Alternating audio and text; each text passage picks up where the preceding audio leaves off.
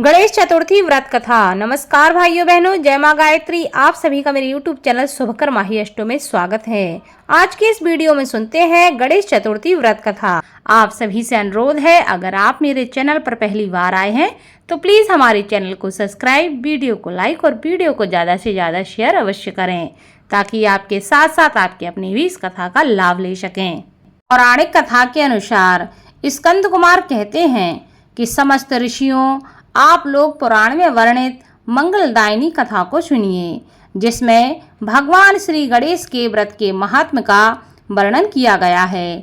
हे द्विजवरों, जिस समय पांडु पुत्रों को वनवास हुआ, वे सब धर्म परायण और भगवान कृष्ण की उपासना करते थे। एक समय की बात है कि अपनी इच्छा से भ्रमण करते हुए व्यास जी उन लोगों की कुटिया पर पहुंच गए। व्यास जी को देखकर सभी करवद्ध हो गए, उनके सम्मुख खड़े हो गए और कहने लगे, आपके दर्शन करके हम लोग धन्य हो गए और साथ ही हमारी कुटिया भी धन्य हो गई। आज आपके दर्शन से हमारा जीवन धन्य हुआ। आज हम लोगों का सब कुछ सफल हुआ, क्योंकि आज हम लोगों ने आपके दर्शन प्राप्त किए हैं। आपके दर्शन मात्र से कष्टों का निवारण हो जाता है। आपने मेरी कुटिया में पदार्पण किया है, अतः हम लोग आपका स्वागत करते हैं।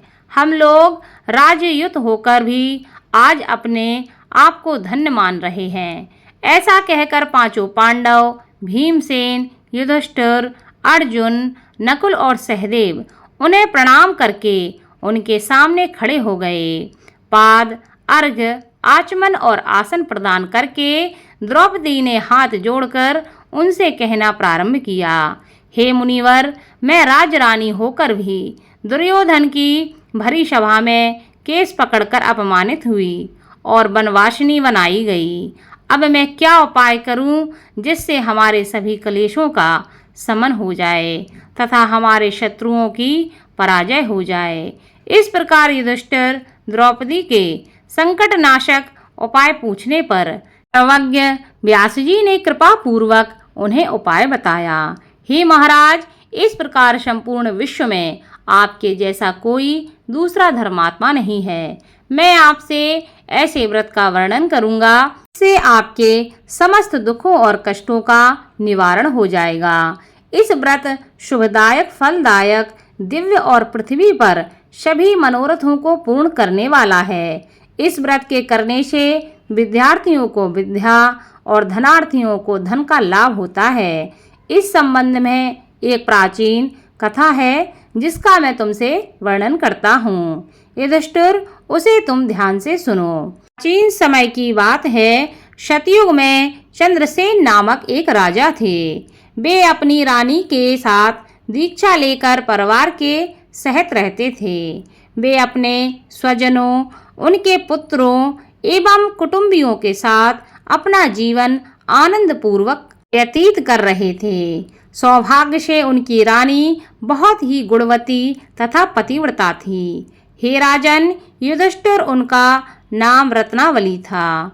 वह पतिव्रत का पालन करने वाली थी। स्कंद जी कहते हैं कि हे मुनिवरों, राजा और रानी में परस्पर बहुत प्रेम था। एक समय दैव योग से शत्रुओं ने उनके राज्य को हस्तगत कर लिया। शत्रुओं ने राजा के कोष पर अधिकार करने के साथ ही सेना पर भी अपना आधिपत्य जमा लिया। राजा का साथ अपने भाई बंधुओं से छूट गया। राजा भ्रष्ट होकर राजा अपनी रानी रत्नावली के साथ वन में चले गए। एक ही वस्त्र में लिपटे वे दंपत्ति भूख प्यास से विकल हो गए। हे युधिष्ठिर, रानी रत्नावली के साथ राजा अकेले वन में भटकने लगे। दोनों भूख प्यास से पीड़ित होकर वन में चलते चलते उन दोनों को सूर्यास्त हो गया। उस भयंकर वन में शेर, बाघ, चकवा, बगुला, कोयल और सारस रहते थे। रानी के पैर में कांटा चुभ जाने से राजा को महान कष्ट का अनुभव हुआ। उस वन में घूमते हुए राजा ने प्रातःकाल महर्षि मार्कंडेय को दूर से ही देखा। धीरे धीरे चलकर वहां तक पहुँचे और उन्हें दंडवत प्रणाम किया। उनकी पत्नी ने श्री मुनि को बारंबार प्रणाम किया। वन में विराजमान तपस्वी एवं जितेंद्रिय मुनि मार्कंडेय जी से हाथ जोड़कर राजा ने कहा। राजा ने पूछा कि हे मुनिवर, मैंने पूर्व जन्म में ऐसा कौन सा पाप किया था जिससे मेरी राजलक्ष्मी शत्रुओं द्वारा छीन ली गई है। मार्कंडेय मुनि ने उत्तर दिया कि हे राजन, आप अपने पूर्व जन्म के वृतांत को सुनिए, मैं आपको बतला रहा हूँ। एक बार आखेट यानी कि शिकार के लिए आप गहन वन में चले गए। हरिण, चीते, खरगोश का शिकार करते करते उस वन में रात हो गई और अधिक मास की चतुर्थी आ गई। उस वन में आपने एक सुंदर सरोवर देखा और उसके किनारे लाल रंग की साड़ी पहने हुए नाग कन्याओं को देखा। वे सब गणेश जी की पूजा कर रही थीं। यह देखकर आपको बड़ा आश्चर्य हुआ। आपने वहां पहुंचकर बड़ी नम्रता पूर्वक पूछा कि हे स्वर्गगामिनी देवियों, गणेश जी की पूजा कैसे करनी चाहिए?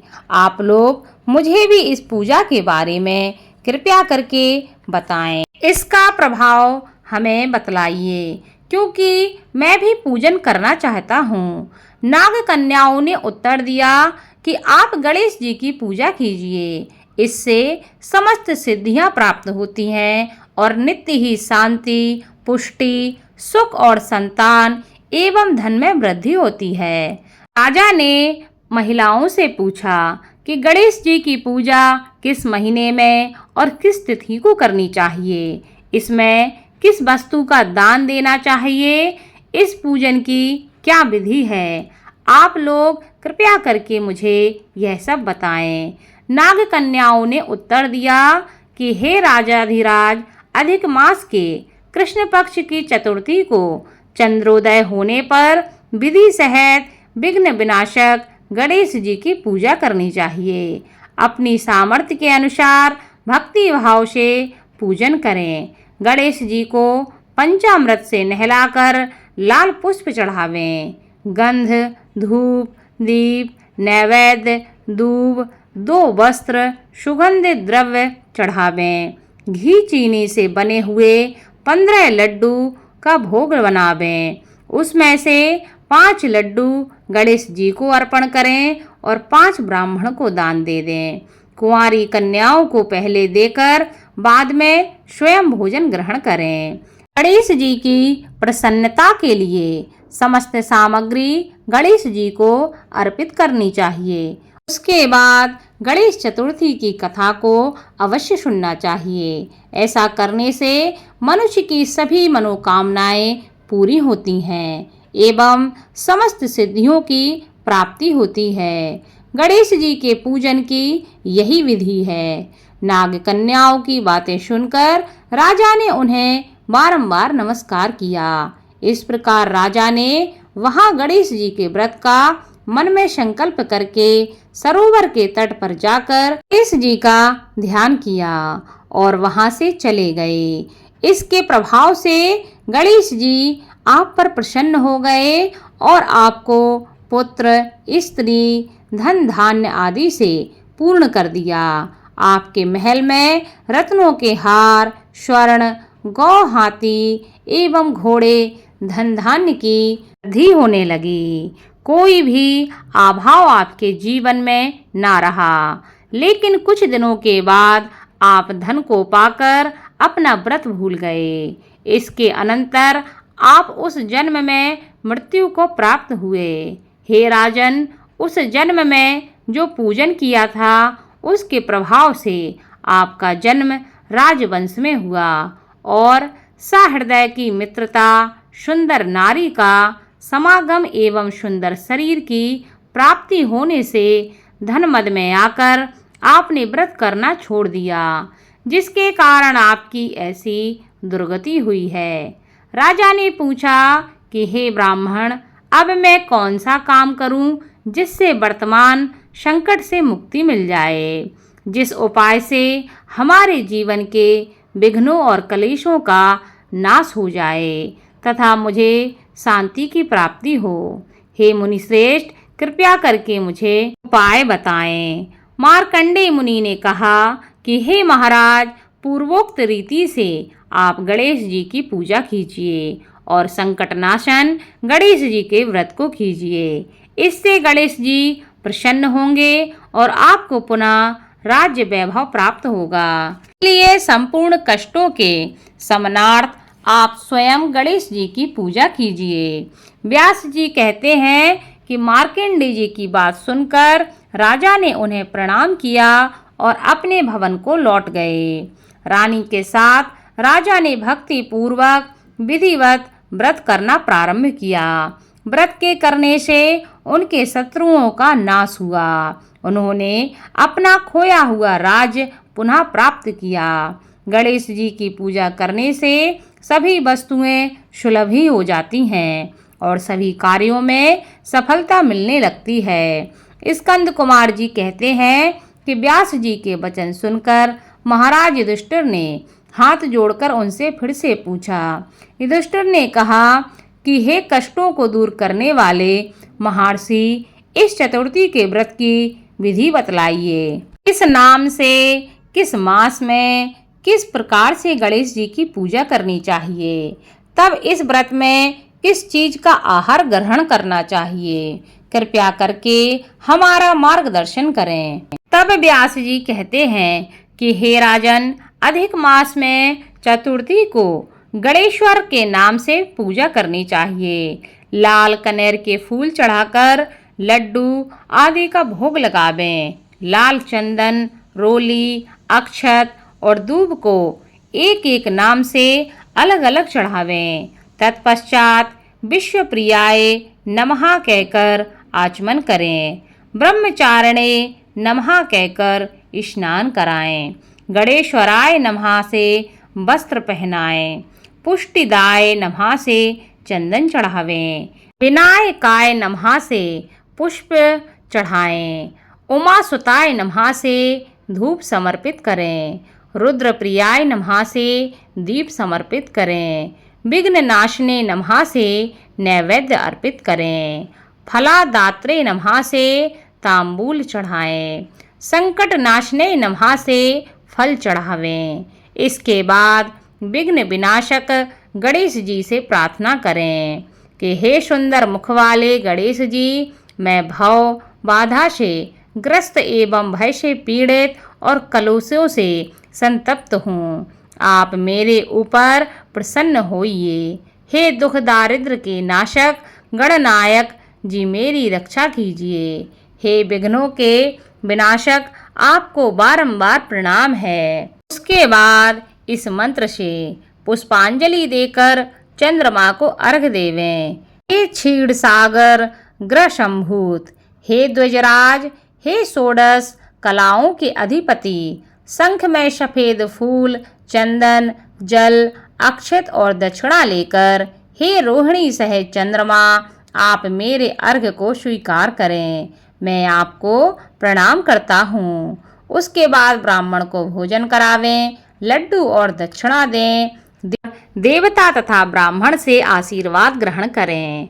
अन्य द्वारा स्वयं आहार ग्रहण करें। रात्रि में भूमि पर शयन करें। लालच विहीन होकर क्रोध से दूर रहें। हर महीने गणेश जी की प्रसन्नता के लिए निम्न व्रत करें। इसके प्रभाव से विद्यार्थियों को विद्या, धनार्थियों को धन प्राप्ति होती है एवं कुमारी कन्याओं को सुशील वर की प्राप्ति होती है। और सौभाग्यवती रहने वाली महिलाओं अगर यह व्रत करती हैं तो दीर्घ काल तक पति का सुख भोगती हैं। विधवा रहकर व्रत करने पर अगले जन्म में वह हमेशा सधवा होती हैं एवं ऐश्वर्यशालिनी बनकर पुत्र पौत्र आदि का सुख भोगती हैं और अंत में मोक्ष को प्राप्त करती हैं। पुत्रेक्षु को पुत्र लाभ एवं रोगी को रोग निवारण मिलता है। भयभीत व्यक्ति भय से रहित हो जाता है एवं बंधन में पड़ा हुआ व्यक्ति बंधन से मुक्त हो जाता है। व्यास जी कहते हैं कि हे राजन, इस प्रकार आप भी इस व्रत को कीजिए। इस संकट नाशक चतुर्थी व्रत करने से आप गणेश जी की कृपा से अपने राज्य को पुनः प्राप्त कर लेंगे। राजा युधिष्ठिर ने इस व्रत को किया। इसके प्रभाव से उन्हें संपूर्ण शत्रुओं को रणभूमि में परास्त करके भारतवर्ष का राज्य अपने अधीन कर लिया। बोलो भगवान गणेश की जय।